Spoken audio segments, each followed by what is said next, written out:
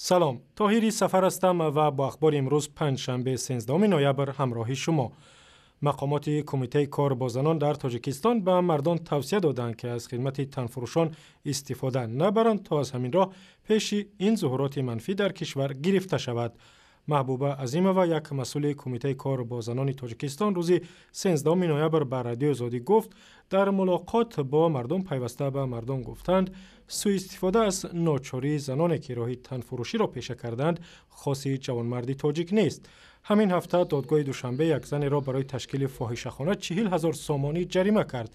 وزارت امور داخلی تاجیکستان میگوید تقریباً 2,500 زن تنفروش را ثبت نام کرده است که 30% دختران نابالغ هستند. حامیان حقوق در تاجیکستان خواستند به مردانی که از خدمت تنفروشان استفاده می‌کنند جزا داده شود. کنفدراسیون فوتبال آسیا خورشید بکنظرف عضو تیم ملی فوتبال تاجیکستان را برای استفاده از دوپینگ 2 سال از حق بازی فوتبال محروم کرد. کمیته انتظامی فدراسیون روز 13 نوامبر اعلام کرد که خورشید بکنظرف در مسابقات فوتبال بازی‌های 17 آسیا در شهر اینچون کره جنوبی داروی توانبخش متیل هکسامین خورده است که در فهرست داروهای ممنوع برای ورزشکاران است.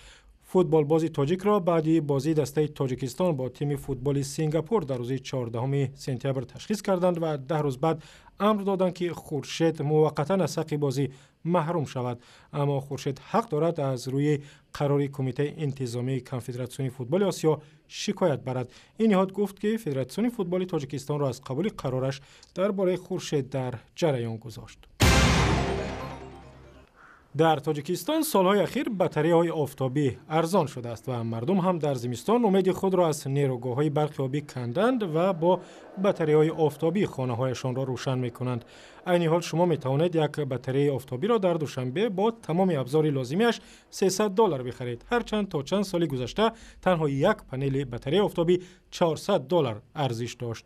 یک ساکن ناحیه ورزاب در این باره می‌گوید مثلا تلویزیون کار میکند، ما از خبرهای جهان آگاه میشویم و روشنایی حقاً روی حولی رو روشن میکند. خانه‌ای که میشیم اونجا روشن میشود. عموما که همین کمتر هم که باشد ما از این پنل آفتابی وسیع‌تر استفاده می‌بردگی شده ایم حضور. هرچند بطری‌های آفتابی قدرت خوب گرم کردن خانه و به کار انداختن ابزارهای برقی به مثل بخاری را ندارند، اما با وجود این مشکل زیادی خانواده‌های کودکتار و پیرانسالان را حل می‌کنند. فرهاد رحیمی رئیس اکادمی علوم تاجیکستان میگوید در تحقیق شهاب سنگ که انسانیت نخستین بار در بالای آن یک ابزار تحقیقاتی فرود آورد، دانشمندان تاجیک هم سهم دارند. روز 12 نوامبر دستگاه تحقیقاتی آژانس کهانشناسی اروپا در بالای شهاب گراسیمنکا چوریوموف نشست که این کار نخستین بار در تاریخ انسانیت صورت میگیرد. این کمیته در کشف کمیته سهم عالمان تاجیک نیز هست.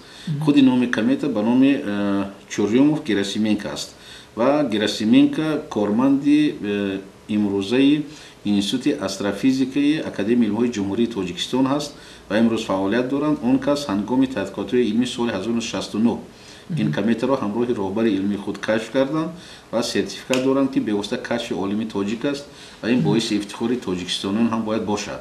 شهاب گراسیمنکا چوریوموف 10 میلیارد تن وزن داشته و با سرعت بلند به سمت آفتاب حرکت دارد. مصاحبه کامل در این باره در وبسایت رادیو آزادی، در صفحه‌های ما در فیسبوک، توییتر و یوتیوب و هم زمینه مخصوصی رادیو آزادی برای تلفن‌های همراه.